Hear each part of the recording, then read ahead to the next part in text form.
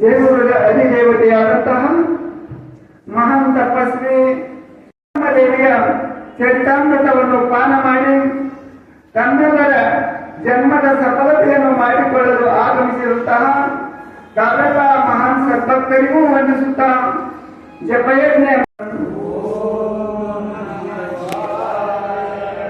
ಓಂ ನಮಃ ಶಿವಾಯ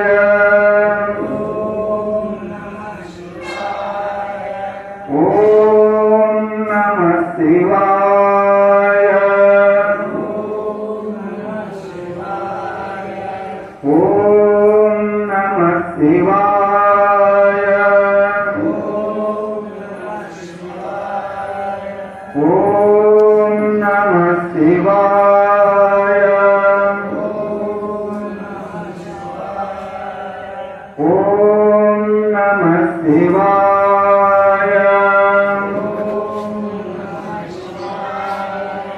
ಓಂ ನಮಃ ಶಿವಾಯ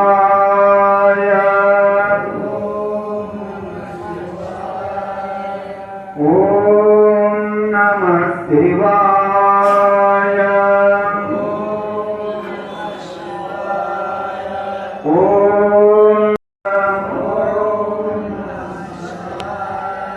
ಓಂ ನಮಃ ಶಿವಾಯ ಓಂ ನಮಃ ಶಿವಾಯ ಓಂ ನಮಃ ಶಿವಾಯ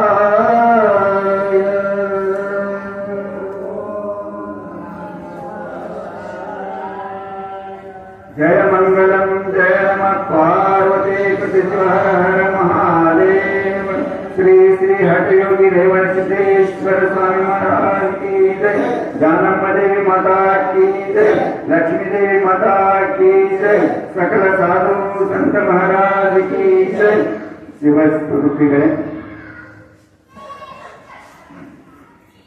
ಜೀವರ ಕ್ಷೇತ್ರದ ತಾವೆಲ್ಲ ಮಹಾನ್ ಭಾಗ್ಯಶಾಲಿಗಳು ಯಾವ ಹಠಯೋಗಿ ರೇವಣ ಸಿದ್ದೇಶ್ವರರ ಕೃಪಾಶೀರ್ವಾದ ಮತ್ತು ನಾವು ಏನಾದಾಗಿ ಇರ್ತೇವಲ್ಲ ಎಲ್ಲ ಹೆಸರು ಇಡಲಿಕ್ಕೆ ಬರಲೇಬೇಕು. ಲಿಂಗಮ್ಮನೆ ಯಾಕೆ ಹಿಡಿಬೇಕಂತ ಕೇಳಿದ್ರೆ ಪೂರ್ವ ಸಿದ್ಧಕನೆ ಪೂರ್ವ ನಿಯೋಜಿತ ಇರ್ತದೆ. ಆ ತಾಯಿಗೆ 5 ದಿವಸ ಏನು ನಾಮಕರಣ ಮಾಡುವ ಹೊತ್ನಾಗ ಮತ್ತು ಲಿಂಗ ದೀಕ್ಷಾ ಕೊಡಬೇಕು ಮತ್ತು ಲಿಂಗಮ್ಮ ಅಂತ ಹೆಸರು ಇರಬೇಕಂತ ಮೊದಲ ಶಿವನ ಸಂಕಲ್ಪ ಇತ್ತಲ್ಲ, ಆ ಶಿವನ ಸಂಕಲ್ಪದ ಮೇರೆಗೆ ಲಿಂಗಮ್ಮ ಅಂತ ಹೆಸರು. ನಿನ್ನೆ ಕೇಳಿದ್ರೆ ಲಿಂಗ ಅಂದ್ರೆ ಯಾಕಂತಾರ, ಲಿಂಗದ ಮಹತ್ವ ಏನು? ಲಿಂಗ ಅಂದ್ರೆ ಲಯ ಮತ್ತು ಗಮನಾಗಮನ ರಹಿತವಾದದ್ದು ಯಾವುದದ ಅದಕ್ಕೆ ಲಿಂಗ ಲಿಂಗ ಲಿಂಗ ಅಂದ್ರೆ ಲೀನವಾಗದೇ ಇರುವಂತಹದ್ದು ಮತ್ತು ಗಮನಾಗಮನ ಅಂದ್ರೆ ಹೋಗುವುದು ಬರುವುದು ಯಾವುದು ಇಲ್ಲದ ಅದಕ್ಕೆ ಲಿಂಗ. ಅದಕ್ಕೆ ಪರಬ್ರಹ್ಮ ವಸ್ತು ಅಂತಾರೆ, ಅದಕ್ಕೆ ಪರಬ್ರಹ್ಮ. ಅದಕ್ಕೆ ಯಾರು ಪರಬ್ರಹ್ಮ ಅಂದ್ರು, ಯಾರು ದೇವರು ಅಂದ್ರು, ಇಂಗ್ಲಿಷ್ ಒಳಗೆ ಗಾಡ್ ಅಂದ್ರು, ಅನಂತ ಜನರು ಅನಂತ ಭಾಷೆ ಒಳಗೆ ಅನಂತ ನಾಮಗಳನ್ನು ಹೇಳ್ಬೋದು ಬಂದ್ರು ಬಂದು. ಅದಕ್ಕೆ ಲಿಂಗ ಲಿಂಗ ಲಿಂಗ. ಇನ್ನ ಅದಕ್ಕೆ ಲಿಂಗ ಅನ್ನುವಂತಹ ಒಂದು ಹೆಸರು ಇರಬೇಕಾದ್ರೆ ಮೂಲ ಕಾರಣ ಏನು? ಮೂಲ ಕಾರಣ ಏನು ನೋಡಿ. ಲಿಂಗಗಳೆಲ್ಲ ನಿಮಗೆ ಬಹಳ ಹೇಳಿದ್ದೀನಿ. ಮೊದಲ ಚಿನ್ಲಿಂಗ, ಆಮೇಲೆ ಇಷ್ಟಲಿಂಗ, ಆಮೇಲೆ ಅದು ಪ್ರಾಣಲಿಂಗ, ಭಾವಲಿಂಗ, ಮಹಾಲಿಂಗ ಆಗ್ತದ ಅಂತ ಹೇಳ್ಬೋದು. ಇನ್ನ 12 ಜ್ಯೋತಿರ್ಲಿಂಗಗಳು ಅಂತ ಬರ್ತಾವು ಮತ್ತು ಸ್ಥಾವರ ಲಿಂಗಗಳು ಅಂತ ಬರ್ತಾವ. ಸ್ಥಾವರ ಲಿಂಗಗಳಂದ್ರ ಎಂಥವು ಪ್ರಕಾರ ಅಂದ್ರೆ ಗುರುಗಳನ್ನು ಕರೆಸಿ ಒಂದು ಗುಡಿ ಕಟ್ಟಿಸಿ ಆ ಗುಡಿಯೊಳಗ ಲಿಂಗ ಸ್ಥಾಪನೆ ಏನು ಮಾಡ್ತೇವಲ್ಲ ಅಂತ ಲಿಂಗಗಳಿಗೆ ಸ್ಥಾವರ ಲಿಂಗ ಸ್ಥಾವರ ಲಿಂಗ ಅಂತ. ಇನ್ನ ಇವು 12 ಜ್ಯೋತಿರ್ಲಿಂಗ ಇವು ಏನಾರ ಯಾರ ಮಾನವರು ಕಟ್ಟುದು ಕೆಟ್ಟುದು ಅಂತ ಕೇಳಿದ್ರೆ ಇಲ್ಲ, ಅವು ಸ್ವಯಂ ಉದ್ಭವವಾದಂತಹ ಲಿಂಗಗಳು. ಅದಕ್ಕೆ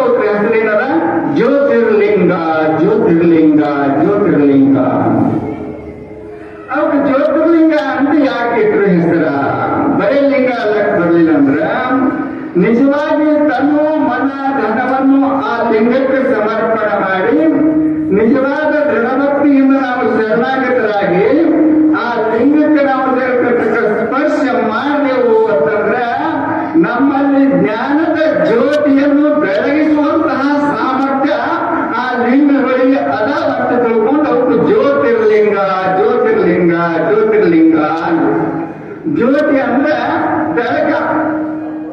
ಇನ್ನ ನಮ್ಮ ಈ ಭಾಷೆದಾಗ ಶಾಸ್ತ್ರ ಭಾಷೆದ ಜ್ಞಾನ, ಅಜ್ಞಾನ ಅಂದ್ರೆ ಕತ್ಲಿ, ಜ್ಞಾನ ಅಂದ್ರೆ ಬೆಳಕ. ಇಲ್ಲಿ ಜ್ಯೋತಿ ನಮಗೆ ಬೆಳಕ ಕೊಡ್ತದ. ಇದರ ಅರ್ಥ ಏನಂದ್ರ ನಮ್ಮ ಪರಮ ಸತ್ಯದ ಸಾಕ್ಷಾತ್ಕಾರ ಮಾಡಿಕೊಡುವಂತಹ ಸಾಮರ್ಥ್ಯನು ಆ ಜ್ಯೋತಿರ್ಲಿಂಗಗಳಿಗೆ ಅದಾವ ತಿಳ್ಕೊಂಡು ಜ್ಯೋತಿರ್ಲಿಂಗ ಜ್ಯೋತಿರ್ಲಿಂಗ. ಇಷ್ಟಲಿಂಗ ಆಯ್ತು, ಜ್ಯೋತಿರ್ಲಿಂಗ ಆಯ್ತು. ಇನ್ನ ಇಷ್ಟಲಿಂಗಕ್ಕೆ ಮತ್ತೆ ಬರುವುದಿಲ್ಲ. ಇಷ್ಟಲಿಂಗ ಅಂದ್ರೆ ಯಾಕಂದ್ರೆ ಒಂದಿನ ನೀವು ಬಹಳ ಚಂದ ಕೇಳ್ಕೊಂಡಿರಿ. ಇಷ್ಟಲಿಂಗ ಅಂದ್ರೆ ನಾವು ಬೇಡಿದ್ದನ್ನು ಕೊಡುವಂತಹ ಸಾಮರ್ಥ್ಯ ಯಾವ ಲಿಂಗಕ್ಕೆ ಇರ್ತದೆ ಅದಕ್ಕೆ ಇಷ್ಟಲಿಂಗ ಇಷ್ಟಲಿಂಗ ಅಂದ್ರು. ಇನ್ನು ಐದೇಶಿ ಒಳಗೆ ನಮ್ಮ ಗುರುಗಳು ಕಟ್ತಲ್ಲ, ಐದೇಶಿ ದಿನ ಕಟ್ಟದಕ್ಕಿರೋದು ಚಿಲ್ಲಿಂಗ. ಆ ಚಿಲ್ಲಿಂಗ ಇಲ್ಲಿ ಮಾತಿಂದ ಸ್ವಲ್ಪ ವಿವರಣೆ ಮಾಡ್ಬೇಕು, ಮುಂದೆ ವಿಷಯಕ್ಕೆ ಹೋಗುದು. ಆ ಚಿಲ್ಲಿಂಗ ಐದೇಶಿ ಒಳಗೆ ನಮ್ಗೆ ಏನು ಗುರುಗಳು ಕಟ್ತಲ್ಲ ಅದು ಕೂಸು ದೊಡ್ಡದಾಗುತ್ತಾನ. ಅದು ತಂದೆ ತಾಯಿ ತಮ್ಮ ಜೊತೆಯಲ್ಲಿ ಇಟ್ಕೊಂಡು ಅದಕ್ಕೆ ಪೂಜೆ ಮಾಡಬೇಕು. ಯಾವಾಗ ಕೂಸು ದೊಡ್ಡದಾಗಿ ನಾನು ಲಿಂಗ ಪೂಜೆ ಮಾಡ್ಕೋತೇನು ಅಂತ ಅಲ್ಲಕತ್ತಂದ್ರೆ ಅವಾಗ ಆ ಲಿಂಗಕ್ಕೆ ಕಂಟಿ ಮಾಡಿಸಿ ಅದಕ್ಕೆ ಒಂದು ಗುರುಗಳು ಕಳಿಸಿ ಮತ್ತೆ ಮಂತ್ರ ಕೊಟ್ಟು ಪಂಚಾಕ್ಷರಿ ಷಡಕ್ಷರಿ ಮಂತ್ರ ಕೊಟ್ಟು ಪೂಜಾ ವಿಧಾನಗಳನ್ನ ಹೇಳಿದಾಗ ಅವಾಗ ಅದು ಇಷ್ಟಲಿಂಗ ಚಿಲ್ಲಿಂಗ ಹೋಗಿ ಕಾಂತಿ ಮಾಡಿಸಿ ಗುರುಗಳ ಮುಖಾಂತರ ಮತ್ತೆ ಮಂತ್ರ ದೀಕ್ಷೆ ಆಯ್ತಂದ್ರ ಅವಾಗ ಅದು ಇಷ್ಟಲಿಂಗ ಆಗ್ತದ, ಇಷ್ಟಲಿಂಗ ಆಗ್ತದೆ. ಮತ್ತಿನ ಅದು ಇಷ್ಟಲಿಂಗ ಎಷ್ಟು ಬಹಳ ಕಾರಣ ನಿಮ್ಗೆಲ್ಲ ಗೊತ್ತಲ್ಲ. ಲಿಂಗಾಕರದಾಗ ಇರುವಂತ ಲಿಂಗ ಇಷ್ಟಲಿಂಗ. ಮತ್ತೆ ಅದು ಅಷ್ಟೇ ಸ್ಥಾನದಾಗ ಲಿಂಗ ಮತ್ತೆ ಜಗತ್ ಸರ್ವಂ ಅಂತ ಹೇಳ್ತಾರೆ. ನಮ್ಮನ್ನು ಕಟ್ಟುದು ಲಿಂಗರೇ ಅದಕ್ಕೂ ಇಷ್ಟೇ ಸ್ಥಾನದ ಸಣ್ಣ ಲಿಂಗದ. ಅದ್ರಾಗ ಈ ಜಗತ್ತು ಹೆಂಗ ಹುದುಗಿರ್ತದ, ಅದ್ರಾಗ ಈ ಜಗತ್ತ ಹೆಂಗ ಹುದುಗಿರ್ತದ. ಲಿಂಗ ಮಧ್ಯೆ ಜಗತ್ ಸರ್ವಂ ಅಂತ ಶ್ರುತಿ ಸಾಕು. ದೊಡ್ಡವರೊಳಗೆ ಸಣ್ಣ ವಸ್ತು ಇಡ್ಲಿಕ್ಕೆ ಬರ್ತದೆ, ದೊಡ್ಡವರೊಳಗೆ ಸಣ್ಣ ವಸ್ತು ಇಡ್ಲಿಕ್ಕೆ ಬರ್ತದೆ. ಆಗ ಸಣ್ಣರೊಳಗೆ ದೊಡ್ಡ ವಸ್ತು ಹೆಂಗ್ ಇಡ್ಲಿಕ್ಕೆ ಬರ್ತದೆ, ಸಣ್ಣರೊಳಗೆ ದೊಡ್ಡ ವಸ್ತು ಹೆಂಗ್ ಇಡ್ಲಿಕ್ಕೆ ಬರ್ತದೆ. ಈಗ ನಮ್ಮ ವಿಷಯೊಳಗ ಸಂಪತ್ತಿಲ್ಲ, ಸಂಪತ್ತು ಬೈದು ಪ್ರತಿಗೆ ಒಳಗಿಲ್ಲ ಬರ್ತದೆ. ಯಾಕೆ ಸಂಪತ್ತ ಪ್ರತಿಗಿಂತ ಕಡಿಮೆ ತಕ್ಕ ಪ್ರತಿಗೆ ಒಳಗಡೆ ತಿಂಗಳೊಳಗಡೆ ಇಡ್ಲಕ್ ಬರ್ತದೆ. ಇನ್ನು ಗುಡಿಯೊಳಗೆ ಲಿಂಗ ಇರ್ಬೇಕಾದ್ರೆ ಗುಡಿ ಬಹಳ ಧಾರಿಗೆ ಇರ್ತದ, ಅದ್ರ ಒಂದು ಲಿಂಗ ಇಡ್ಲಕ್ ಬರ್ತದೆ, ಪ್ರತಿಷ್ಠಾಪನೆ ಮಾಡ್ಲಿಕ್ಕೆ ಬರ್ತದೆ. ಆದ್ರೆ ಕಟ್ಟುವುದೇ ಸಣ್ಣ ಲಿಂಗ ಕಟ್ಟ್ಯಾನ ಗುರು. ಈ ಲಿಂಗದೊಳಗೆ ಜಗತ್ತದಪ್ಪ ಅಂತ ಹೇಳ್ತಾರ. ಇಂಥ ಲಿಂಗದೊಳಗ ಜಗತ್ತು ಹ್ಯಾಂಗಿರ್ತದ, ಹ್ಯಾಂಗಿರ್ತದ, ಹ್ಯಾಂಗಿರ್ತದ ಇವ್ರು ಕಟ್ಟುವುದಲ್ಲಿ ಸಣ್ಣ ಕಟ್ಟ್ಯಾನ. ನಾವು ಲಿಂಗ ತೀಷ್ಠಲಿಂಗ ಅಂತ ಹೆಸರುಪಟ್ಟನ. ನೋಡಪ್ಪ ಈ ಲಿಂಗದಲ್ಲಿ ಪರ ಪಶ್ಯಂತಿ ಮತ್ತೆ ನೀವು ವೈಖರಿವಾಣಿಯಿಂದ ಆ ಗುರುಮಂತ್ರವನ್ನು ಪಠನ ಮಾಡು. ಆ ಮಂತ್ರಕ್ಕೆ ಅರ್ಥ ರೂಪನಾದ ಪರಮಾತ್ಮನ ಸಾಕ್ಷಾತ್ಕಾರ ಆಗ್ತದೆ. ಮತ್ತು ನೀನು ಆ ಲಿಂಗ ಏನಕ್ಕೆ ಹಿಡ್ಕೊಳ್ತಲ್ಲ, ನಿಖಿಲ ನಯನ ಸ್ಥಿತಿಯಿಂದ ಆ ಲಿಂಗವನ್ನು ನೋಡು. ನಿನಗೆ ತ್ರಾಟಕ ಯೋಗ ಅಂತ ಒಂದು ಯೋಗ ಸಾಧಿಸ್ತದ.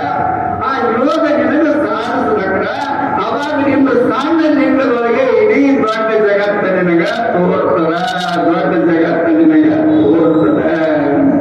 ಆ ಪರಮ ಸತ್ಯಕ್ಕ ಸಣ್ಣದರೊಳಗೂ ಇರ್ಲಿಕ್ಕೆ ಬರ್ತದ, ದೊಡ್ಡದರೊಳಗೂ ಇರ್ಲಿಕ್ಕೆ ಬರ್ತದ. ಅದಕ್ಕೆ ಅವರೇನು ತನ್ನ ಕಾಷ್ಟದೊಳಗೆ ಪರಮಾತ್ಮ ತುಂಬಿ ತುಂಬಿದಾನ.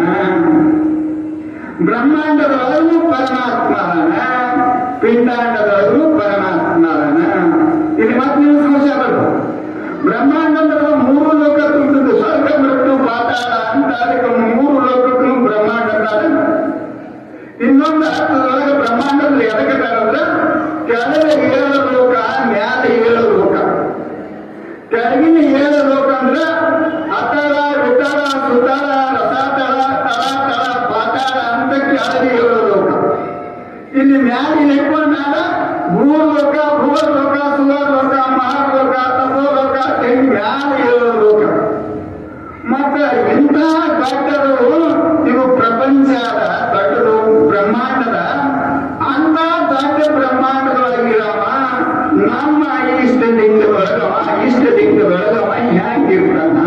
ಹ್ಯಾಂಗಿರ್ತಾನ.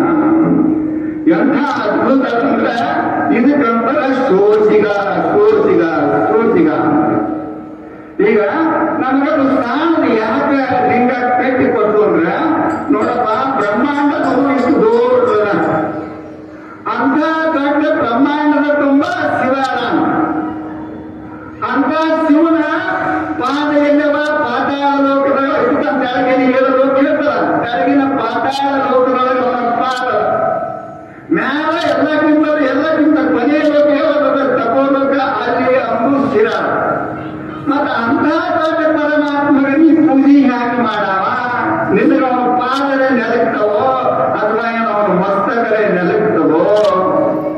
ಇದಕ್ಕ ಅಂತ ದೊಡ್ಡದಾದಂತಹ ಪರಮಾತ್ಮನಾಗ ನಿನಗೆ ಪೂಜಾ ಮಾಡೋದಾಗುವುದ? ಈ ಸಣ್ಣದರೊಳಗೆ ನೀ ಅದಾನ ಅಂತ ತಿಳ್ಕೊಂಡು ನೀ ಮಾಡಿ ಅಂದ್ರ ಇದ್ರೊಳಗೆ ನಿನಗವ ಪ್ರಕಟ ಆಗ್ತಾನ. ಇದ್ರೊಳಗೆ ನಿನಗವ ಪ್ರಕಟ ಆಗ್ತಾನ. ಇದು ಒಂದು ದೃಷ್ಟಾಂತವಿದೆ. ಅವ ಪರಮಾತ್ಮ ಎಷ್ಟು ದೊಡ್ಡನಾದ, ಎಷ್ಟು ವ್ಯಾಪಕವಾಗಿದ್ದಾನೆ. ಒಮ್ಮೆ ಏನೈತಿ, ಬ್ರಹ್ಮ ವಿಷ್ಣು ಮಹೇಶ್ವರ ನಿಮ್ಗೆ ಗೊತ್ತು. ಬ್ರಹ್ಮ ಮತ್ತು ವಿಷ್ಣುಗ ಏನು ಗೊತ್ತಂದ್ರೆ, ಬ್ರಹ್ಮ ನಾ ಹೆಚ್ಚಿನವ ಅಲ್ಲಕತ್ತ, ವಿಷ್ಣು ನಾ ಹೆಚ್ಚಿಗೆ ಅಲ್ಲಕ. ಇವ್ರಿಬ್ಬರು ಜಗಳ ನಡೀತಿದ್ರು. ಯಾಕೆ ಜಗಳ ನಡೀತಂದ್ರೆ, ಬ್ರಹ್ಮಾಂಡ ಇಷ್ಟೆಲ್ಲ ದೊಡ್ಡದಾದಂತಹ ಬ್ರಹ್ಮಾಂಡ ಸೃಷ್ಟಿ ನಾನೇ ನಿರ್ಮಾಣ ಮಾಡೀನಿ, ಅದಕ್ಕ ನಾ ದೊಡ್ಡವ ಅಂತ ಬ್ರಹ್ಮ ಶುರು ಮಾಡ. ಅವಾಗ ವಿಷ್ಣು ಅಂದ, ನೀ ತಯಾರು ಮಾಡಿ ಸೃಷ್ಟಿ ಮಾಡಿದಿ, ನಾ ಒಪ್ಪುವತ್ತ. ನೀ ಬರೀ ಸೃಷ್ಟಿ ಮಾಡಿ ಬಿಟ್ಟಿಡು, ಅದ್ರ ರಕ್ಷಣಾ ಕೆಲಸ ಯಾರು ಮಾಡ್ಯಾರ? ಅದು ನಾ ಮಾಡೀನಿ. ಹುಟ್ಟಿಸಿದ ದೊಡ್ಡವನು, ಯಾವ ಕಾಪಾಡಿ ರಕ್ಷಣಾ ಮಾಡ್ತಾರ ಅವ ದೊಡ್ಡವನು ವಿಷ್ಣು. ನೀನ್ ಎಷ್ಟು ಕೆಲಸಪ್ಪ ಉಳಿಸುದು, ಸಂಕಲ್ಪದಿಂದ ನೀನಾದ್ರು ಬಹಳ ದೊಡ್ಡ ಪ್ರಯತ್ನ ಮಾಡಿದ್ರು. ಈ ಬ್ರಹ್ಮಾಂಡನನ್ನು ನೀ ಎದರಿಂದ ಮಾಡಿದೀನಿ? ಬರೀ ಸಂಕಲ್ಪದಿಂದ ಮಾಡಿರಿ. ಇಲ್ಲಿ ಒಂದ್ ಸ್ವಲ್ಪ ಮತ್ತೆ ಅಳಗೊಂಡ್ರಿ. ಈ ಬ್ರಹ್ಮಾಂಡನನ್ನು ಭಗವಂತ ಸೃಷ್ಟಿಸಬೇಕಾದ್ರ ಕಚ್ಚಾ ವಸ್ತುಗಳು ಎಲ್ಲಿಯವರೆ ತಂದ ನಾನು. ಈಗ ನಾವು ಮಠ ಕಟ್ಟಿದೆವು. ಈ ಮಠ ಕಟ್ಟಕ್ಕೆ ಗುಡದಾಗಿಂದು ಕಲ್ಲು ತಂದಿದ್ದೆವು, ಕಾರ್ಖಾನೆವರೆಗಿಂದು ಸಿಮೆಂಟ್ ಮತ್ತೆ ಇಟ್ಟಿಗೆಗಳನ್ನು ತಂದಿದ್ದೆವು, ಕಬ್ಬಿಣ ತಂದಿದ್ದೆವು. ಒಂದೊಂದು ಸ್ಥಾನದಿಂದ ಒಂದೊಂದು ವಸ್ತುಗಳನ್ನು ತಂದು ಇದೊಂದು ಭವ್ಯವಾದಂತಹ ಒಂದು ಮಂದಿರ ನಾವು ನಿರ್ಮಾಣ ಮಾಡಿದ್ವಿ. ಇದೊಂದು ಮಂದಿರ ಅಥವಾ ಮನೆ ಗುಡಿ ನಿರ್ಮಾಣ ಮಾಡಬೇಕಾದ್ರೆ ಕಚ್ಚಾ ವಸ್ತುಗಳನ್ನು ತಂದು ನಿರ್ಮಾಣ ಮಾಡಬೇಕಾಗಿದೆ. ಇದೊಂದು ಮನೆ ಮಂದಿರ ನಿರ್ಮಾಣ ಮಾಡಬೇಕಾದ್ರೆ ಇವು ಕಚ್ಚಾ ವಸ್ತುಗಳು ತಂದು ಮಾಡಬೇಕಾಯ್ತು. ಭಗವಂತ ಬ್ರಹ್ಮಾಂಡ ಎನ್ನುವಂತಹ ದೊಡ್ಡ ಮನೆ ನಿರ್ಮಾಣ ಮಾಡ ಕಚ್ಚಾ ವಸ್ತುಗಳನ್ನು ಎಲ್ಲಿಯೂ ತಂದ, ಕಚ್ಚಾ ವಸ್ತುಗಳನ್ನು ಎಲ್ಲಿಯೂ ತಂದ. ಇದು ನಮ್ಮ ಕಣ್ಣಿಗೆ ಇದು ಪೃಥ್ವಿ ಕಾಣ್ತ, ಪೃಥ್ವಿ ಅನ್ನೋದು ಸ್ಥಾನದಲ್ಲಿ ನಾವು ದೇವರ ಕ್ಷೇತ್ರದವರು. ದೇವರ ಕ್ಷೇತ್ರ ಎಲ್ಲದ ಇಂಡಿ ತಾಲೂಕಿನೊಳಗದ, ಇಂಡಿ ತಾಲೂಕಿಲ್ಲದ ವಿಜಾಪುರ ಜಿಲ್ಲಾದೊಳಗದ, ವಿಜಾಪುರ ಜಿಲ್ಲಾ ಇಲ್ಲದ ಕರ್ನಾಟಕ ರಾಜ್ಯದೊಳಗದ, ಕರ್ನಾಟಕ ರಾಜ್ಯ ಇಲ್ಲದ ಭಾರತ ದೇಶದೊಳಗದ, ಭಾರತ ದೇಶ ಇಲ್ಲದ ಏಷ್ಯಾ ಖಂಡದೊಳಗದ. ಇಂಥವು 7 ಖಂಡ ಕೂಡುದು ಇದು ಒಂದು ನಮ್ಮದು ಭೂಮಂಡಲದ ಇಂಥದಷ್ಟೋ ನಮ್ಗೆ ಗೊತ್ತಿಲ್ಲ. ನಾವು ಕಡೆ ಕೇಳುದು. ಇಂಥ ದೊಡ್ಡ ಪೃಥ್ವಿಯನ್ನು ನಿರ್ಮಾಣ ಮಾಡಬೇಕಾದ್ರೆ ಪರಮಾತ್ಮ ಕಚ್ಚಾ ವಸ್ತು ಎಲ್ಲಿವರೆಗೆ ತಂದನೇನು, ಕಚ್ಚಾ ವಸ್ತು ಎಲ್ಲಿವರೆಗೆ ತಂದನೇನು. ನಾವು ಮನೆ ಕಟ್ಟಕ ಹಳ್ಳದರೆ, ಬಾವಿಯರೆ, ಬೋರ್ವೆಲ್ಲರೆ ನೀರು ತರ್ತೇವೆ, ತಂದು ನಮಗ ಉಪಯೋಗಿಸ್ತೇವೆ. ಪರಮಾತ್ಮ ಸಪ್ತ ಸಾಗರಗಳನ್ನು ನಿರ್ಮಾಣ ಮಾಡ್ಯಾನ, ಇಷ್ಟೆಲ್ಲ ನದಿಗಳನ್ನು ನಿರ್ಮಾಣ ಮಾಡ್ಯಾನ. ಅವಕ್ಕೆ ನೀರು ಎಲ್ಲಿವರೆಗೆ ಹೊರಗಿಂತ ನಾವು ಹಾಕೇನೇನು. ಈ ನೀರಿನಕ್ಕಿಂತಲೂ ಸೂಕ್ಷ್ಮತೆ ಅಗ್ನಿ. ಆ ಅಗ್ನಿಯಲ್ಲೇ ಎಲ್ಲಿವರೆಗೆ ಹೊರಗಿನ ತಂದನೇನು. ಆ ಅಗ್ನಿಗಿಂತಲೂ ಸೂಕ್ಷ್ಮ ನಾವು ನೀರು ಶ್ವಾಸೋಚ್ಛ್ವಾಸ ಮಾಡ್ತೇವೆ, ಗಾಳಿ, ಅದಕ್ಕೆ ವಾಯು ಅಂತಾರೆ. ಅದು ಎಷ್ಟು ಸೂಕ್ಷ್ಮ ಎಷ್ಟು ವ್ಯಾಪಕದ ಅಂದ್ರೆ ಅದು ಹೇಳಕ್ಕೆ ಮೇಲಿಲ್ಲ. ಎಷ್ಟು ಸೂಕ್ಷ್ಮ ಎಷ್ಟು ವ್ಯಾಪಕದ ಎಲ್ಲರೂ ಇಲ್ಲ ಪಸರಿಸಿಲ್ಲ. ಆ ವಾಯು ಇಲ್ಲದೆ ನಾವು ನೀವು ಯಾರು ಬದುಕುವುದಿಲ್ಲ. ಆದ್ರೆ ಅದರ ಮಹತ್ವ ನಮಗೆ ಏನು ಅನಿಸಲ್ಲ. ಆದ್ರೆ ಒಂದು ದಿವಸನಾಗ 21,600 ಸಲ ಸೂಕ್ಷ್ಮವಾಗಿ ಶ್ವಾಸೋಚ್ಛ್ವಾಸ ಮಾಡ್ತೇವೆ. ಅವಾಗ ನಮ್ಮ ಶರೀರ ಬದುಕ್ಯಾರ. ಒಂದು ಸ್ವಲ್ಪ ಶ್ವಾಸೋಚ್ಛ್ವಾಸ ಹೊರ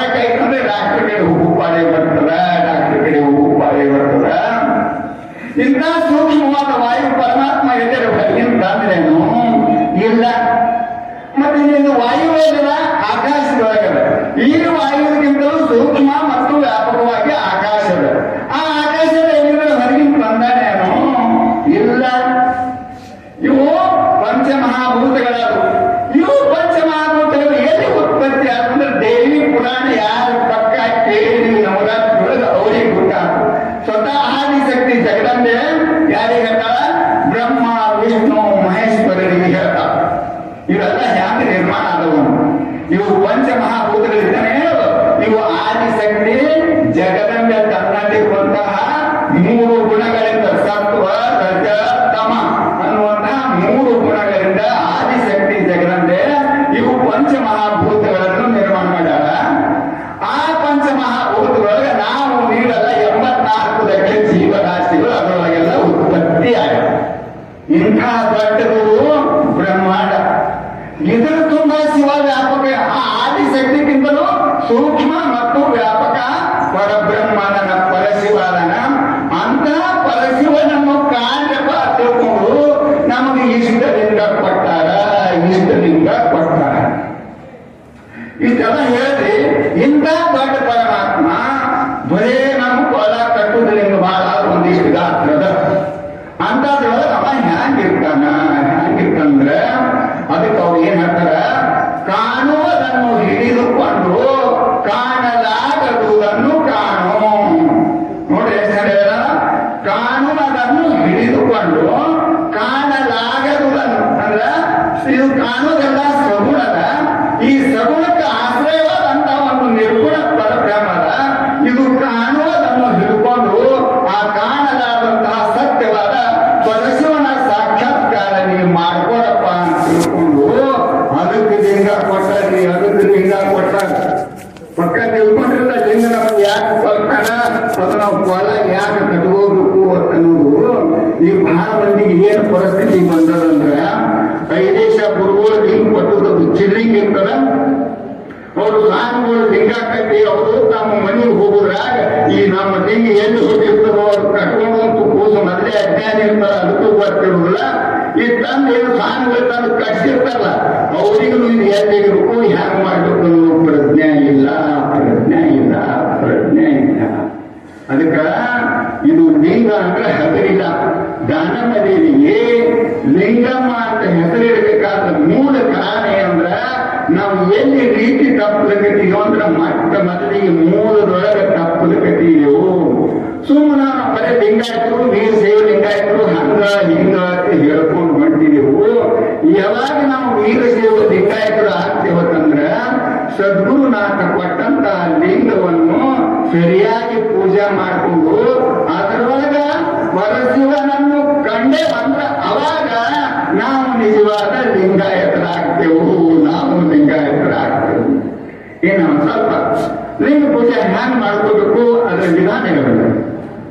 ಬಹಳ ಮಂದಿ ಏನ್ ಮಾಡ್ಯಾರಂದ್ರೆ ಲಿಂಗ ಪೂಜೆ ಹ್ಯಾಂಗ್ ಮಾಡ್ಕೊಳ್ಳೋದ್ರೆ ಗಡ್ಬಡೆ ಕೈಯ ಲಿಂಗ ಹಿಡ್ಕೋದ, ಅದು ಯಾವ ಊರಿಗೆ ಹೋಗ್ಬೇಕು ಈ ಊರಿಗೆ ಹೋಗ್ತೇವೆ, ಆಫೀಸ್ ತರ ಆಗ್ತದೆ, ಬ್ಯಾಂಕಿಗೆ ತರ ಆಗ್ತದೆ, ಇವೇ ವಿಚಾರ. ಆ ಲಿಂಗದೊಳಗೆ ಪರಮಾತ್ಮನನ್ನ ಕಾಣಬೇಕನ್ನುವಂತ ವಿಚಾರ ಇರುವುದಿಲ್ಲ. ಗಡ್ಬಡೆ ಮಾಡುದು ಮತ್ತೆ ನೀರು ಹಾಕಿ ಇವತ್ತು ಹಚ್ಚಿ ಅದು ಬಹಳ ಮಂದಿ ಒಳ್ಳೆ ಲಿಂಗ ಇಲ್ಲ. ಸುಮ್ಮನೆ ಸರ್ಟಿಫಿಕೇಟ್ ನಲ್ಲಿ ಲಿಂಗ ಹೇಳ್ಯಾರ ನಾವು. ಆದ್ರೆ ಇವರು ಒಳಗೆ ಮಾತ್ರ ಯಾರೊಬ್ಬರು ಒಳಗೆ ಲಿಂಗ ಇಲ್ಲ. ನೀವು ಒಳಗೆ ಲಿಂಗ ಇಲ್ಲ ನಿಮ್ಗೆ ಲಿಂಗ ಪ್ರತಿ ಎದುರಿನ ಅನ್ಬೇಕಪ್ಪ, ಎದುರ ಮೇಲಿಂದ ಅನ್ಬೇಕಪ್ಪ, ಎದುರ ಮೇಲೆ ಅನ್ಬೇಕು, ಎದುರ ಮೇಲೆ ಅನ್ಬೇಕು. ಲಿಂಗದೊಳಗೆ ಹಗತ್ತಾಕದ ಅದಕ್ಕೆ ಲಿಂಗ ಮಧ್ಯೆ ಜಗತ್ ಸರ್ವಂ ಅಂತ. ಅದಕ್ಕ ಲಿಂಗ ಪೂಜೆ ಹ್ಯಾಂಗ ಮಾಡ್ಕೊಡ್ಬೇಕಂದ್ರ ಮೊದಲ ಸದ್ಗುರುನಾಥನಿಂದ ಮಂತ್ರ ತಗೊಂಡಿರ್ಬೇಕು. ಲಿಂಗ ಪೂಜೆ ಮಾಡ್ಕೊಳ್ಳೋಕೆ ಮುಖ್ಯವಾಗಿ 2 ಮಂತ್ರ. ಒಂದು ಪಂಚಾಕ್ಷರಿ ಮಂತ್ರ ಅಂತದ, ಇನ್ನೊಂದು ಷಡಾಕ್ಷರಿ ಮಂತ್ರ ಅಂತದ. ಪಂಚಾಕ್ಷರ ಮಂತ್ರ ಅಂದ್ರ 5 ಅಕ್ಷರಗಳಿಂದ ಇರುವಂತಹ ಮಂತ್ರಕ್ಕ ಅದಕ್ಕೆ ಪಂಚಾಕ್ಷರಿ ಮಂತ್ರ ಅಂತ. ನಮ ಶಿವಾಯ ಇವ 5 ಅಕ್ಷರಗಳಿಂದ ಇದ್ದುದು ಇದಕ್ಕ ಪಂಚಾಕ್ಷರ ಮಂತ್ರ ಅಂತಾರೆ. ಇನ್ನು ಷಡಕ್ಷರ ಅಂದ್ರೆ 6 ಅಕ್ಷರಗಳಿಂದ ಕೂಡಿದಂತಹ ಮಂತ್ರಕ್ಕ ಷಡಕ್ಷರ ಮಂತ್ರ ಅಂತ. ಅವು 6 ಅಕ್ಷರಗಳು ಯಾವಂದ್ರ ಓಂ ಇದು ಮೊದಲೇದು, ಮುಂದೆ ಅವರು 5 ಇರುವಂತ ನಮ ಶಿವಾಯ. ಓಂ ನಮ ಶಿವಾಯ ಇದು ಷಡಕ್ಷರ ಮಂತ್ರ, ಬರೇ ನಮ ಶಿವಾಯ ಇದು ಪಂಚಾಕ್ಷರ ಮಂತ್ರ. ಈ ಮಂತ್ರವನ್ನು ಸದ್ಗುರುನಾಥ ಅವ ಎಂಥ ಅಧಿಕಾರಿ ಅದಾನ ಅನ್ನೋದು ನೋಡಿ ಕೊಡಬೇಕು.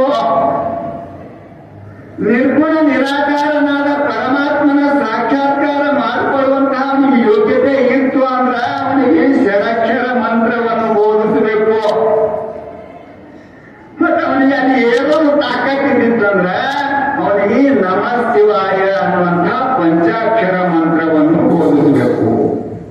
ಇನ್ನ ಇವು ಓಂ ಅನ್ನೋದು ಏನು ನಮ್ಗೆ ತಿಳಿಸ್ಕೊಡ್ತಾವ, ನಮ ಶಿವಾಯ ಇವು ಏನು ಬೋಧಿಸ್ತಾವಂದ್ರ ಇವು ಅಕ್ಷರದೊಳಗೆ ಇಷ್ಟು ಮಹತ್ವದಲ್ಲ. ಓಂ ಅಂದ್ರ ಅಕಾರ ಉಕಾರ ಮಕಾರ ಅರ್ಧ ತನ್ಮಾತ್ರೆ ಕೂಡಿ ಓಂಕಾರ ಮಂತ್ರದ ಓಂಕಾರ ಮಂತ್ರದ. ಆ ಓಂಕಾರ ಮಂತ್ರ ಅಕಾರ ಉಕಾರ ಮಕಾರ ಮತ್ತು ಅರ್ಧ ತನ್ಮಾತ್ರೆ ಕೂಡಿ ಓಮಗ್ಯದ ಓಮಗ್ಯದ. ಇದು ನಮಗೆ ನಿಮಗೆ ಬಹಳ ಅಗ್ನಿ ಹಗರ್ತದೆ. ಏನ್ರಿ ಓಂ ಅಂದ್ರೆ ಬಹಳ ದೊಡ್ಡ ಯಾಕೆ ಅನಿಸ್ತದೆ. ಓಂ ಅಂದ್ರೆ ಬಹಳ ದೊಡ್ಡ ದಿನಾಚರಣೆ ನಾವು ಓಂ ನಮ ಶಿವಾಯ ಎಲ್ಲ ಹೇಳ್ತಾರೆ. ಆದ್ರೆ ಓಂಕಾರದ ಮರ್ಮ ಯಾವನಿಗೆ ತಿಳಿತಲ್ಲ ಅವನಿಗೆ 6 ಶಾಸ್ತ್ರ 4 ವೇದ 18 ಪುರಾಣಗಳೆಲ್ಲ ಅವನಿಗೆ ಮುಖೋದ್ಗತ ಆಗಿಬಿಡ್ತಾವ. ಮುಖೋದ್ಗತ ಆಗಿಬಿಡ್ತಾವ. ಅವನ ಮಸ್ತಕನೇ ಪುಸ್ತಕ. ಇವರು ಓಂಕಾರದ ಮಂತ್ರ ಯಾವನಿಗೆ ತಿಳಿತದ ಅವ ಪುಸ್ತಕ ನೋಡಿ ಹೇಳೋ ಹರಕತ್ತಿಲ್ಲ. ಇವೆಲ್ಲ ವೇದ ಉಪನಿಷತ್ತುಗಳು ಬಂದದ್ದು ಮಸ್ತಕದಿಂದ ಪುಸ್ತಕಗಳೇ ಬಂದವೇನ, ಪುಸ್ತಕದಿಂದ ಮಸ್ತಕ ಇಲ್ಲ. ಅಂತ ದಿವ್ಯವಾದಂತಹ ಸಾಮರ್ಥ್ಯ ಆ ಓಂಕಾರ ಮಂತ್ರಗಳಲ್ಲಿ. ಒಮ್ಮೆ ಏನಾಯ್ತು, ಸಿದ್ಧಾರೂಢರು 6 ವರ್ಷನವರು. ಸಿದ್ಧಾರೂಢರು 6 ವರ್ಷನವರಾದ್ರು. ಅವಾಗ ದೇವಿ ಮಲ್ಲಮ್ಮ ಮತ್ತು ದುಷ್ಯಂತಪ್ಪ ಅವರ ತಂದೆ ತಾಯಿ ಏನ್ ವಿಚಾರ ಮಾಡ್ತಾರ, ಸಿದ್ಧ ನಿನಗೆ 6 ವರ್ಷ ತುಂಬುದಪ್ಪ, ನಿನಗೆ ಸಾಲಿಗೆ ಹೆಸರು ಹಚ್ತೇವು, ಹೋಗಿ ಸಾಲಿ ಕಲಿಯಪ್ಪ. ಸಿದ್ಧಾರೂಢರು 8 ವರ್ಷನವರಾದ್ರೆ 6 ವರ್ಷನವರು. ಅವಾಗ ಸಿದ್ಧಾರೂಢರು ಹೇಳ್ತಾರ, ಈ ಜಗತ್ತಿಗೆ ನಾನು ಗುರುವಾಗಿ ಬಂದವ, ಈ ಜಗತ್ತನ್ನೇ ಉದ್ಧಾರ ಮಾಡಲಿಕ್ಕೆ ನಾನು ಗುರುವಾಗಿ ಬಂದವ. ನಾ ಆ ಸಾಲಿ ಒಳಗೆ ಹೋಗಿ ಏನು ಕಲಿಯುವುದ, ನಾ ಸಾಲಿಗೆ ಬಲ್ಲ ಅಂದ್ರೆ ಸಿದ್ಧಾರೂಢರು. ಇದಕ್ಕೆ ಸರ್ ವಿವೇಕ. ಎಷ್ಟು ವರ್ಷದವರಲ್ಲಿ 6 ವರ್ಷದವರು. ಅವಾಗ ತಾಯಿ ತಂದೆ ಹೇಳ್ತಾರ, ನೋಡಪ್ಪ ನಿಮ್ದು ಬುದ್ಧಿ ಎತ್ತಬೇಕಾದಕ್ಕೆ ತೀಕ್ಷ್ಣದ, ಅವತಾರಿ ಪುರುಷ ಇದ್ದುದು ಸತ್ಯವೇ ಅದ. ಎಷ್ಟು ಬೇಕಾದಷ್ಟು ನೀವು ಪವಾಡಗಳನ್ನು ಮಾಡಿ ತೋರಿಸಿರಿ. ಆದ್ರೂ ಶಿಕ್ಷಣ ಬೇಕು, ಅಕ್ಷರ ಜ್ಞಾನ ಬೇಕು, ಓದಲಿಕ್ಕ ಬರೀಲಿಕ್ಕೆ ಕಲಿತು ಅಕ್ಷರ ಜ್ಞಾನ ಬೇಕು. ಅದಕ್ಕೆ ನೀವು ಸಾಲಿಗೆ ಹೋಗು ಅಂತ ತಂದೆ ತಾಯಿ ಹಠ ಹೇಳಿದ್ರು. ಅವಾಗ ಸಿದ್ಧಾರೂಢನ ಹಗಲಿದ್ರೇನು ಅವ್ರಿಗೆಲ್ಲ ಗೊತ್ತಿತ್ತು. ಆದ್ರೂ ತಂದೆ ತಾಯಿ ಮಾತು ಮೀರಬಾರದು. ಮಾತೃ ದೇವೋ ಭವ ಪಿತೃ ದೇವೋ ಭವ. ತಂದೆ ತಾಯಿ ಮಾತು ಮೀರಬಾರದು ಅಂತ ತಿಳ್ಕೊಂಡ್ರು. ಸಾಲಿಗೆ ಹೋಗೋದು ಒಪ್ಪಿಗೆ ಕೊಟ್ರು.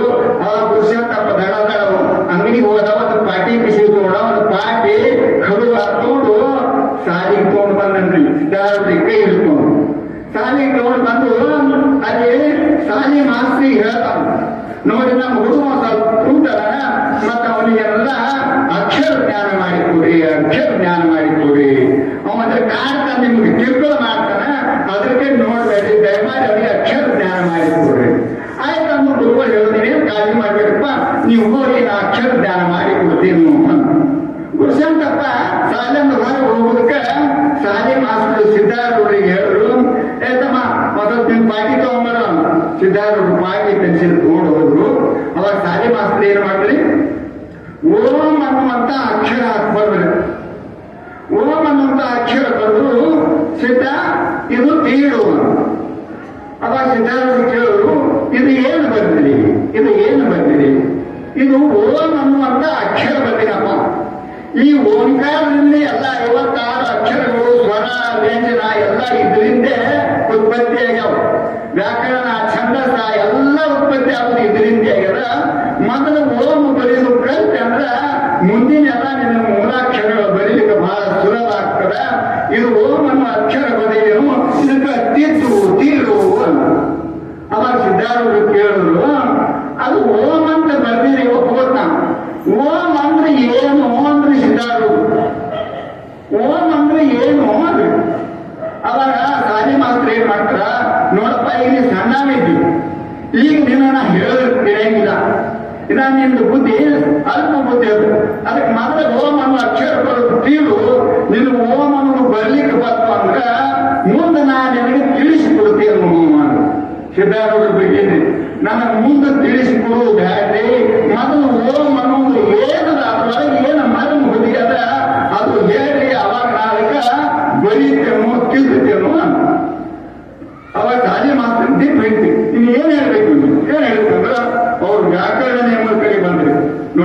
ಕೃಷ್ಣ ಇದು ನಿನಗೇನು ಓಂ ಅನ್ನೋ ಅಕ್ಷರ ಹಾಕ್ಬಿಟ್ಟಿದ ಅಕಾರ ಉಕಾರ ಮಕಾರ ಕೂಡಿ ಇದು ಓಂಕಾರ ಆಗ್ಯದ. ಇದು ಅಕಾರ ಉಕಾರ ಮಕಾರ ಕೂಡಕ್ರ ಇದಕ್ಕೆ ಗುಣಸಂಧಿ ಅಂತಾರ. ಅವಾಗ ಸಿದ್ಧಾರೂಢ ಹೇಳಿದ್ರು ಇದು ಗುಣಸಂಧಿ ಆಗ್ತದೋ ಎಡಸಂಧಿ ಆಗ್ತದೋ ಸವರ್ಣ ದೀರ್ಘ ಸಂಧಿ ಆಗ್ತದೋ ನನಗೆ ಸಂಧಿ ಬೇಕಾಗಿಲ್ಲ, ಸಮಾಸ ಬೇಕಾಗಿಲ್ಲ. ಅದ್ರ ಒಳಗೆ ಏನ ಮರ್ಮ ಹುದುಗ್ಯಾರ ಓಂ ಅಂದ್ರೆ ಏನು ಓಂಕಾರದೊಳಗೆ ಏನ ಮರ್ಮದ ಆ ಮರ್ಮ ನನಗೆ ಬೇಕು, ಆ ಮರ್ಮ ನನಗೆ ಬೇಕು. ಅವಾಗ ಶಾಲೆ ಮಾಸ್ತರು ನಿಂತ್ರಿ ಅವ್ರು ಏನ್ ಹೇಳಿದ್ರ ಮುಂದಿನ ಇದಕ್ಕ ಫಲಾವಿದ್ಯೆ ಅಂತ. ಇದು ಇದನ್ನ ಯಾರು ಫಲಾವಿದ್ಯ ಸಿದ್ಧಾರೂಢ ಯಾವಾಗ ಹೇಳ್ತಾರ ಅಪರಾವಿದ್ಯ. ಅಪರಾವಿದ್ಯ ಪರಮಾತ್ಮನನ್ನು ಒಲಿಸಿಕೊಳ್ಳುವಂತಹ ವಿದ್ಯಾಕ ಅಪರಾವಿದ್ಯ ಅಂತ. ಇದು ಓಮದೊಳಗೆ ಏನು ಹುಡುಕ್ಯಾರ ಸುಮ್ಮನೆಲ್ಲ ಓಂ ಅಂತ ನಾನಂಗಿಲ್ಲ. ಆ ಓಮದೊಳಗೆ ಏನು ಮರ್ಮ ಹುಡುಗ್ಯಾರ ಅದು ಹೇಳ್ರಿ ಅಂತಕ್ರ ಶಾಲೆ ಮಾಸ್ತದ ಆಗಂತಿದ್ರಿ. ಅವಾಗ ಶಾಲೆ ಮಾಸ್ತರೇ ಎಷ್ಟು ವರ್ಷನವ್ರ 40-50 ವರ್ಷದ ಶಾಲೆ ಮಾಸ್ತರ್ ಅದಾರ, 5-6 ವರ್ಷದ ಸಿದ್ಧಾರೂಢ ಅದಾರ. ಶಾಲೆ ಮಾಸ್ತರೇ ಸಿದ್ಧಾರೂಢಿಗೆ ಕೈ ಜೋಡಿಸಿ ನೋಡ್ತಮ್ಮ ಇದಕ್ಕೆ ಉತ್ತರ ನನಗೆ ಹೇಳಕ್ಕೆ ಬರುದಿಲ್ಲ, ಓಂಕಾರದ ಮರ್ಮ ನನಗೆ ಗೊತ್ತಿಲ್ಲ, ನಿನಗೆ ಏನಾರೆ ತಿಳಿದಿತ್ತು ಅಂದ್ರ ಹೇಳು ಅಂತಕ್ರ ಅವಾಗ ಸಿದ್ಧಾರೂಢ ಹೇಳಕತ್ತಾರ ಓಂಕಾರದ ಮರ್ಮ, ಓಂಕಾರದ ಮರ್ಮ. ಸಿದ್ಧಾರೂಢ ಹೇಳ್ತಾರ ಅಕಾರ ಉಕಾರ ಮಕಾರ ಅರ್ಧ ತನ್ಮಾತ್ರೆ ಕೂಡಿ ಓಂಕಾರ ಆಗ್ಯದ. ಈ ಓಂಕಾರದೊಳಗೆ ಏನಂದ್ರ ಅಕಾರದೊಳಗ ನಾದದ, ಉಕಾರದೊಳಗ ಬಿಂದು ಅದ, ಮಕಾರದೊಳಗ ಕಲೆ ಅದ. ಅರ್ಧ ತನ್ಮಾತ್ರೆ ಏನದು ಕಲಾ ಅತೀತದ, ಕಲಾ ಅತೀತದ.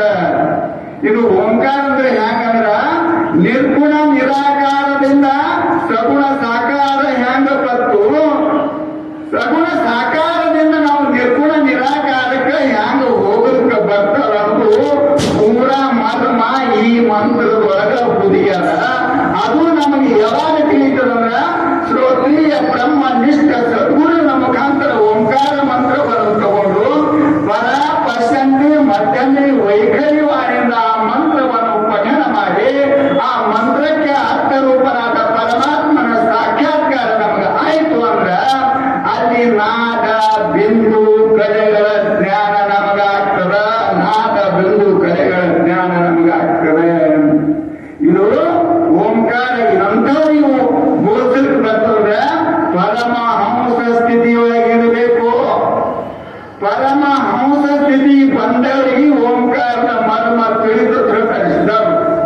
ಇನ್ನು ಪರಮಹಂಸ ಸ್ಥಿತಿ ಅಂದ್ರೆ ಅದು ಎಂಥದ್ದು, ಅದು ಎಂಥದ್ದು.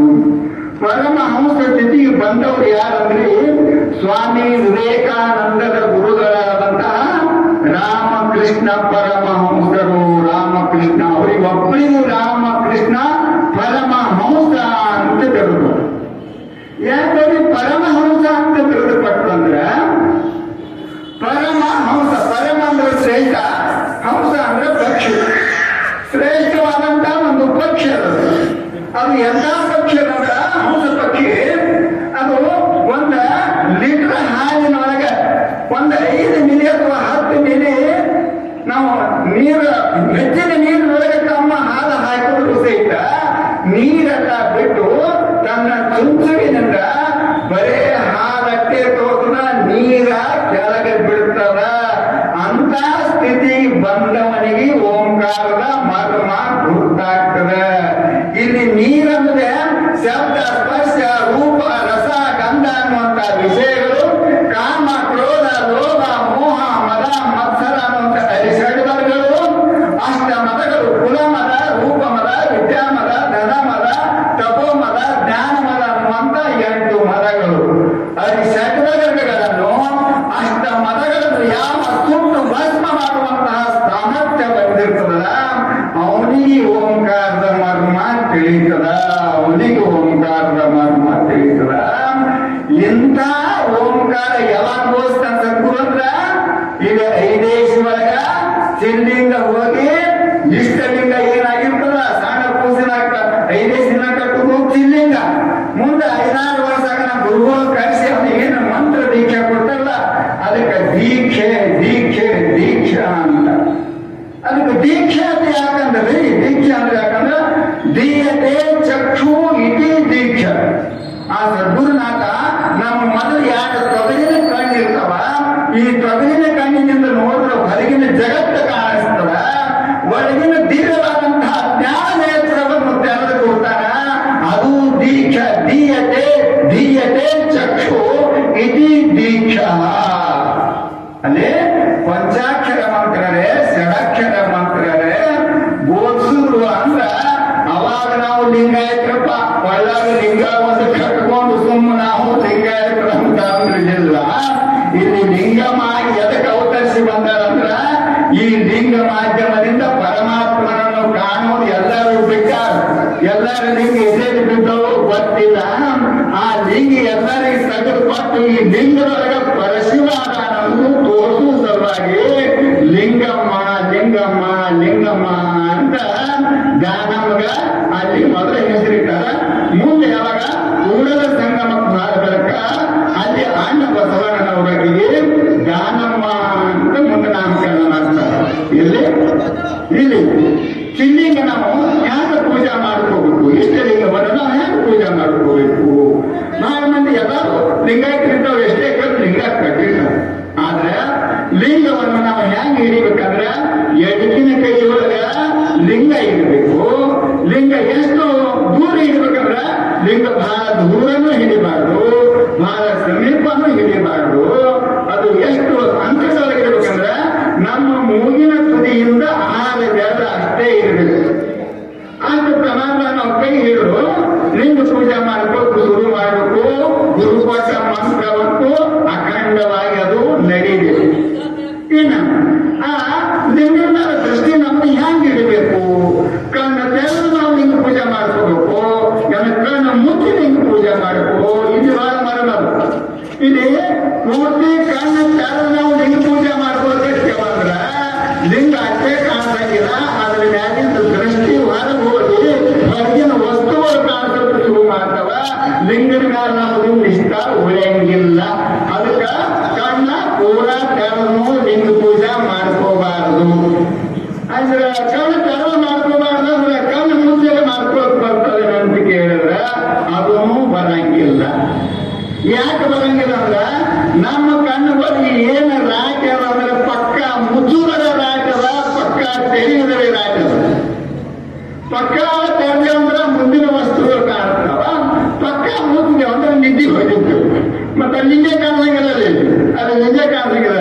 ಅದಕ್ಕೆ ಆ ಲಿಂಗವನ್ನು ಹ್ಯಾಂಗ ನೋಡ್ಬೇಕಂತಂದ್ರ ನಿಜವಾಗಿ ಲಿಂಗಾಯತರು ಯಾರಿದ್ರಿ, ಯಾರ ಮನೆಯೊಳಗೆ ಶಿವನ ಪೂಜಾ ಮಾಡ್ತೀರಿ, ಶಿವನ ಫೋಟೋಗಳಲ್ಲ ಆ ಫೋಟೋದೊಳಗೆ ನೋಡ್ರಿ ಶಿವ ಹ್ಯಾಂಗ ಕೂತಾನಂದ್ರ ನಿಖಿಲ ನಯನ ಸ್ಥಿತಿಯಿಂದ ಕುಂತಾನ. ನಿಖಿಲ ನಯನ ಸ್ಥಿತಿಯಿಂದ ಕುಂತಾನ. ನಿಖಿಲ ನಯನ ಸ್ಥಿತಿ ಅಂದ್ರೆ ಎದಕ್ಕಂದ್ರ ಕಣ್ಣ ಪೂರ್ತಿ ಮುಚ್ಚಿರಬಾರ್ದು, ಪೂರ್ತಿ ತೆರೆದಿರಬಾರ್ದು. ಅದಕ್ಕೆ ನಿಖಿಲ ನಯನ ಸ್ಥಿತಿ ಅಂತ. ನಮಗೆ ನಿಖಿಲ ನಯನ ಸ್ಥಿತಿಯಿಂದ ಇರ್ಲಿಕ್ಕೆ ಬರ್ತು ಅಂದ್ರೆ ಇದಕ್ಕೆ ತ್ರಾಟಕ ಯೋಗ, ತ್ರಾಟಕ ಯೋಗ, ತ್ರಾಟಕ ಯೋಗ ಅಂತ. ಆ ಲಿಂಗದ ಮ್ಯಾಲ ನಾವು ಏಕಾಗ್ರ ಚಿತ್ತದಿಂದ ದೃಷ್ಟಿ ಸ್ಥಿರ ಆಯಿತು ಅಂತಂದ್ರ ಅವಾಗ ಇಷ್ಟಲಿಂಗ ಹೋಗಿ ಪ್ರಾಣಲಿಂಗ ಆಗ್ತದ, ಇಷ್ಟಲಿಂಗ ಹೋಗಿ ಪ್ರಾಣಲಿಂಗ ಆಗ್ತದೆ, ಪ್ರಾಣಲಿಂಗ ಆಗ್ತದೆ. ಇಷ್ಟಲಿಂಗ ಹೋಗಿ ಪ್ರಾಣಲಿಂಗ ಆಯ್ತಂದ್ರ ಅವನ ಸ್ಥಿತಿ ಏನಾಗ್ತದಂದ್ರ ಅವಾಗ ಅವನಿಗೆ ಲಿಂಗ ಪೂಜಾ ಮಾಡ್ಕೊಳ್ಳಾದ್ರೆ ಬಾಯ ಒಂದು ಹನಿ ನೀರು ಹಾಕೋಬಾರ್ದು, ಲಿಂಗ ಪೂಜಾ ಮಾಡಾದ್ರೆ ನಾವು ಪ್ರಸಾದ ಮಾಡಬಾರ್ದು. ಹಿಂಗೆಲ್ಲ ತನ್ನ ಪ್ರಾಣದಕ್ಕಿಂತನೂ ಲಿಂಗದ ಮ್ಯಾಲ ನಿಷ್ಠ ಹೆಚ್ಚಿಗೆ ಆಯ್ತಂದ್ರ ಅವಾಗ ಅದು ಪ್ರಾಣಲಿಂಗ ಆಗ್ತದೆ. ಇಷ್ಟಲಿಂಗ ಹೋಗಿ ಪ್ರಾಣಲಿಂಗ ಆಗ್ತದೆ. ಆ ಪ್ರಾಣಲಿಂಗ ಹೋಗಿ ಭಾವಲಿಂಗ ಆಗಬೇಕು, ಭಾವಲಿಂಗ ಆಗಬೇಕು. ಆ ಭಾವಲಿಂಗ ಆಗಕ್ಕೆ ಏನಾಗ್ತದಂದ್ರ ಅವನ ಕೈಯೊಳಗೆ ಲಿಂಗ ಇದ್ರು ಸಹಿತ ಅವನ ಹೊರಗೂ ಹೊರಗೂ ಎಲ್ಲ ಏಕಾಗ್ರತೆ ಬಂದಿರ್ತದ.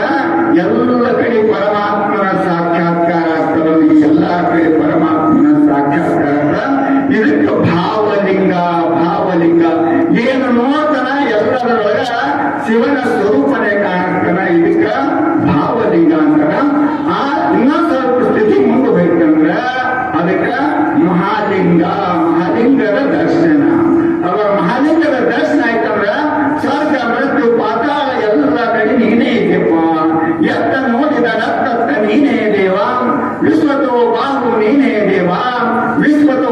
ಜಗತ್ತು ನೀನೇ ದೇವ ಅಂತ ಎಲ್ಲ ಕಡೆ ಆ ಪರಮ ಸತ್ಯದ ಸಾಕ್ಷಾತ್ಕಾರ ಅವನಿಗೆ ಆಯ್ತಂದ್ರ ಅದು ಮಹಾಲಿಂಗದ ದರ್ಶನ ಅಂದ್ರ ಅದಕ್ಕೆ ಇಂಥದನ್ನ ಸಾಧಿಸುವುದರಿಂದ ದಾನಮ್ಮ ತಾಯಿಗೆ ಲಿಂಗಮ್ಮ ಅಂತ ಹೆಸರಿಟ್ಟಾರ ಇಟ್ಟಾರ.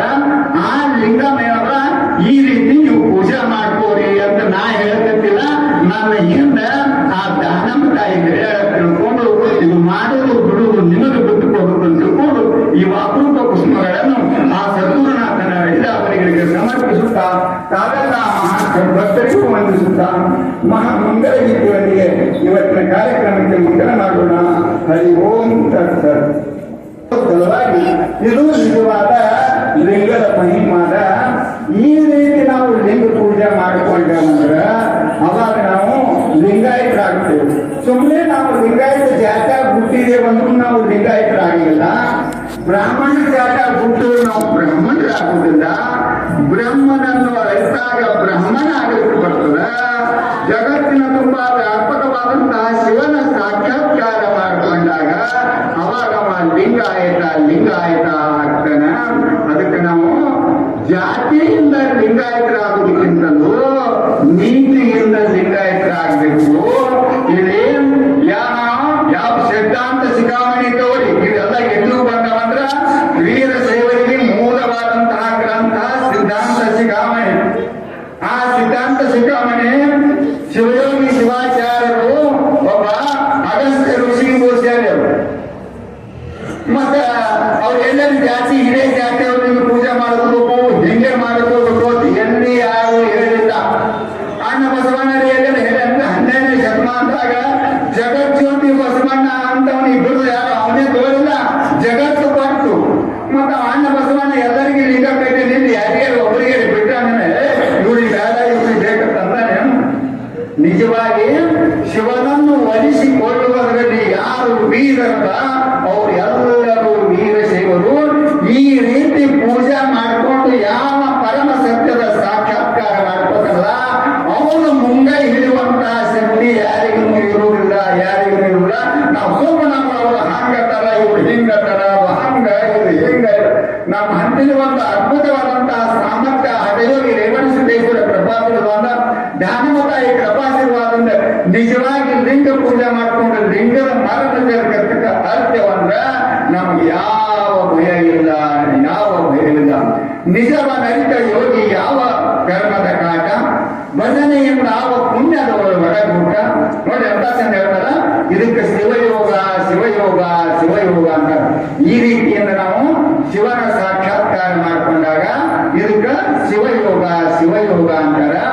ಇಂಥ ಶಿವಯೋಗವನ್ನು ಯಾವ ಸಾಕ್ಷಾತ್ಕಾರ ಮಾಡ್ಕೊಂಡಾಗ ಅವ ಹೇಳ್ತಾನ, ನಿಜವನರಿತ ಯೋಗಿ ಯಾವ ಕರ್ಮದ ಕಾಟ, ನಿಜವನರಿತ ಯೋಗಿ ಯಾವ ಕರ್ಮದ ಕಾಟ, ಭಜನೆಯಿಂದಾವ ಪುಣ್ಯದೋ ಬಡಗೂಟ, ಭಜನೆಯಿಂದಾವ ಪುಣ್ಯದೋ ಬಡಗೂಟ, ನಿಜವನರಿತ ಯೋಗಿ ಯಾವ ಕರ್ಮದ ಕಾಟ, ನಿಜವನರಿತ ಯೋಗಿ ಯಾವ ಕರ್ಮದ ಕಾಟ.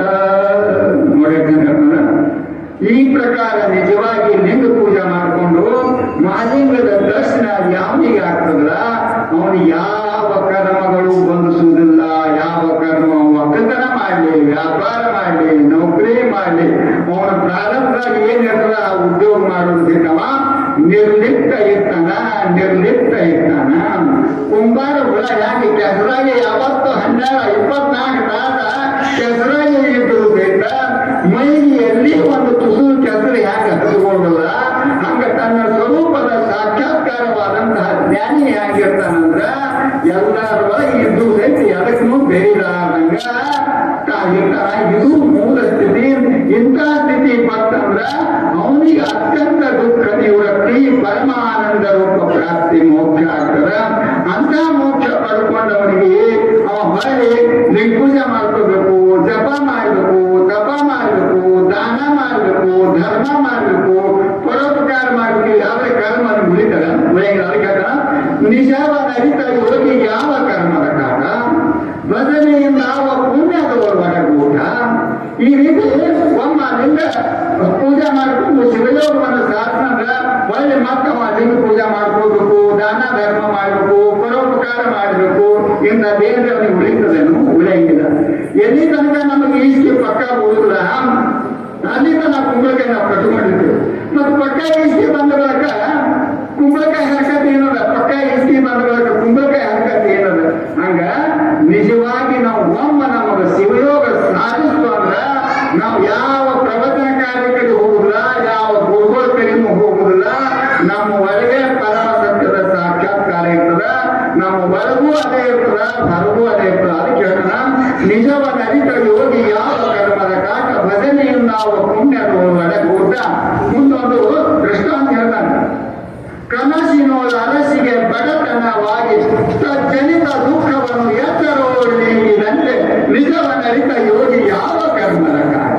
ನೋಡಿ ಅಂತ ಚಂದ ದೃಷ್ಟಾಂತ ಕೊಡ್ತಾನಂದ್ರ, ಒಬ್ಬ ರಾಜ ಕನಸು ಬಿದ್ದವ. ರಾಜ ಎಂತ ಕನಸು ಬಿದ್ದವಂದ್ರ ಅವನಿಗೆ ಶತ್ರು ರಾಜ್ಯಗಳು ಬಂದು ಅವನ ಮ್ಯಾಲ ಅಟ್ಯಾಕ್ ಮಾಡ್ಯಾರ. ಅವನಿಗೆ ಸೋಲಿಸಿ ಎಲ್ಲ ಅವನ ರಾಜ್ಯವನ್ನು ವಶ ಮಾಡ್ಕೊಂಡಾರ. ವಶ ಮಾಡ್ಕೊಂಡು ಇವನಿಗೆ ಬಂದಂದಾಗ ಹಾಕಿ, ನಿಮ್ಮ ರಾಜ್ಯ ಎಲ್ಲ ನಮಗ್ ಬಂತು, ನಿನಗೆ ನಾವು ಸೋಲಿಸಿದೆವು, ಈ ರಾಜ್ಯ ಬಿಟ್ಟು ಹೋಗು ಅಂತ ಹೇಳಿ ಕನಸಿನಾಗ ಆಗ್ಯಾವ. ಅವಾಗ ಎಲ್ಲಿ ತನಕ ಕನಸಿನಾಗಲ್ಲ, ಅವಾಗ ಏನ್ರಿ ಎಲ್ಲರೂ ಅದೇ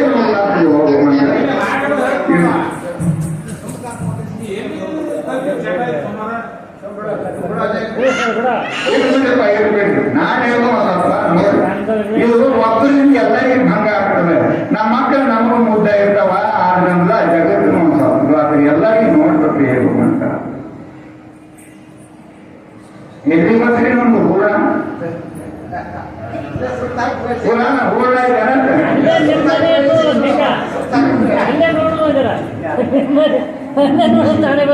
ನಿಜವನ್ನರಿತ ಯೋಗಿ ಯಾವ ಕರ್ಮದ ಕಾಟ. ಅಂದ್ರೆ ಒಬ್ಬ ರಾಜ್ಯಾಗ ಕನಸು ಬಿದ್ದದು. ದೊಡ್ಡ ರಾಜ್ಯ ನಾವು ಎಂತ ಕನಸು ಅಲ್ಲ, ಶತ್ರು ರಾಜ್ಯದವರು ಬಂದು ಅವನ ಮ್ಯಾಲ ಅತಿಕ್ರಮಣ ಮಾಡ್ಯಾರ. ಮಾಡಿ ಅವನ ರಾಜ್ಯ ಎಲ್ಲ ವಶ ಮಾಡ್ಕೊಂಡು ಹೊರಗೆ ಹಾಕ್ಯಾರ. ಅವಾಗ ಅವನ ರಾಜ ಭಯಂಕರ ದುಃಖ ಮಾಡಕತ್ತಾನ. ಇನ್ನೇನು ನಾವು ನಮ್ಗೆ ಎಂಥ ಬತ್ತು, ನಾ ಎಂಥ ವೈಭವ ಹೋಗಿಸ್ತಿದ್ದ, ನಾ ಪರದೇಶ ಆದ, ಇನ್ನ ರಾಜ ವೈಭವ ಹೋಗಿಸವ, ನಾನು ಪರದೇಶ ಆದ, ನನ್ನ ಹೆಣ್ಣು ಮಕ್ಕಳೆಲ್ಲ ಪರದೇಶ ಆದ್ರು, ಇನ್ನು ನಾ ಗಿಡವನ್ನ ತಿರ್ಗಕ್ಕೆ ಹೋಗುದು ಬರ್ತದ ಅಂತ ಕನಸು ನಾವು ಮೈ ಅಂತ ಹೇಳಿ ಅಲ್ಲಾಕತ್ತಾನ. ಕನಸು ನಾವು ಅಲ್ಲಾಕತ್ತಾನ. ಯಾವಾಗ ಅವ್ನು ಏನ್ ನೋಡಿನ ನನ್ನ ಹೆಂಡತಿ ತಾಪತ್ತು, ನನ್ನ ಮಕ್ಕಳಿಗೆ ತಾಪತ್ತು, ನನಗೆ ತಾಪತ್ತು ಅಂತ ಭಯಂಕರ ದುಃಖ ಮಾಡಕತ್ತಾನ. ಅವ್ನಿಗೆ ಅವಾಗ ಮಕ್ಕಳಿಗೆ ಎತ್ತರ ಆಯ್ತು. ಎತ್ತರ ಆದ್ಮೇಲೆ ಏನಾಗ್ತಾನ, ಇಳಿತನ ನೋಡಿದ್ವಿ. ಆಮೇಲೆ ನನ್ನ ಹೆಂಡತಿ ಇದ್ದಾರೆ, ಮಕ್ಕಳು ಇದ್ದಾರೆ, ನನ್ನ ರಾಜ್ಯದಲ್ಲಿ ಇದ್ದಾರೆ, ನಮ್ಗೆ ಏನೂ ಆಗಿಲ್ಲ ಅಂತಂದು ಎಲ್ಲಿ ತನ ಕನಸಿನ ಅವಸ್ಥೆ ಒಳಗಿದ್ದ, ಅಲ್ಲಿ ತನ ದುಃಖದೊಳಗಿದ್ದ. ಕನಸಿನ ಅವಸ್ಥೆಯಿಂದ ಎಚ್ಚರಿಕೆ ಬಂದಲ್ಲ, ಅವಾಗ ಅವನು ದುಃಖ ಎಲ್ಲ ಹೋಗ್ಬಿಡ್ತು. ನಾವು ಜೀವಾತ್ಮರಲ್ಲಿ ಹುಡುಕ್ತೇವು, ಸಾಯ್ತೇವು. ನಾವು ಬಡವಿದ್ದ ಶ್ರೀಮಂತ ಇದ್ದ ಅನ್ನೋದೇ ಇದು ಅಜ್ಞಾನ. ಇದು ಹುಟ್ಟು ಸಾವು ಈ ಪಂಚಮಹಾಭೂತಗಳಿಂದ ಆದಂತಹ ದೇಹಕ್ಕದ. ಇದರೊಳಗಿರುವಂತಹ ಚೈತನ್ಯ ಸತ್ತು ಚಿತ್ತು ಆನಂದ ನಿತ್ಯ ಪರಿಪೂರ್ಣನಾದಂತಹ ಪರಬ್ರಹ್ಮ ಸ್ವರೂಪ ನಾನಿದ್ದೇನೆ ಅನ್ನುವಂತಹ ಎತ್ತರ ಆಯ್ತು ಅಂದ್ರ ಅವಾಗವ ನಿಜವಾದ ಶಿವಯೋಗ ಕಾರ್ಯದಂತಹ ಶಿವಯೋಗಿ ಅನಿಸ್ಕೊತಾನ. ಇಂತಹ ಜ್ಞಾನವನ್ನು ನಮಗೆ ಆದಿಶಕ್ತಿ ದಾನಮ್ಮ ತಾಯಿ, ಇನ್ನು ಹಠಯೋಗಿ ರೇವಣ ಸಿದ್ದೇಶ್ವರ ಬಹಳ ದಿವಸದ ತಾಯಿಂದ್ರ ಎಲ್ಲರೂ ಆದಷ್ಟು ಏನ್ ಮಾಡ್ರಿ, ಯಾವುದೇ ರೀತಿಯಿಂದ ಇಲ್ಲಿ ಗದ್ದಲಾಗುವ ಮಾಡಬೇಡ್ರಿ. ನಿಮ್ಮ ಮಕ್ಕಳು ಇಲ್ಲಿ ಮಕ್ಕಳಿಂದ ಮುಂದೆ ಜಗತ್ತು ಬರ್ಬೇಕಾಗ್ಯದ. ಆದ್ರೂ ಸಹಿತ ಒಂದ್ ಸ್ವಲ್ಪ ನೋಡಿ ನಾನು ಹೇಳುದು, ಇನ್ನೊಬ್ಬರಿಗೆ ತ್ರಾಸ ಆಗುವಂಗ ಮಾಡಬೇಡ್ರಿ ಅಂತ ತಿಳ್ಕೊಂಡು ಇದನ್ನು ಅಭಿವೃದ್ಧಿ ಮಾಡೋಣ. ಹಠಯೋಗಿ ರೇವಣ ಸಿದ್ದೇಶ್ವರ